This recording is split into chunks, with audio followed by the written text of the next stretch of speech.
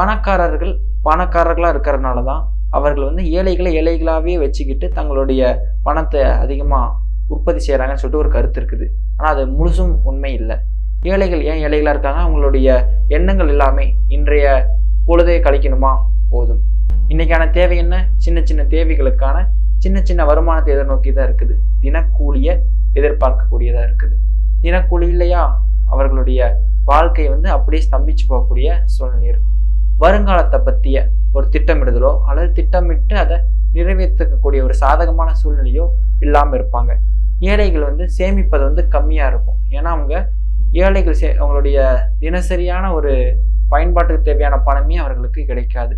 எத்தனையோ ஏழைகள் கனவுகளோடையும் கற்பனைகளோடு இருப்பாங்க. தங்களுடைய கனவுகளை, தேவையான பொருட்களை, அடிப்படையான வசதிகளை கூட ஏற்படுத்திக்கிற அளவுக்கு அவங்களுக்கான சூழ்நிலை இருக்காது. கோடிக்கணக்கான மக்கள் இருக்கிறாங்க.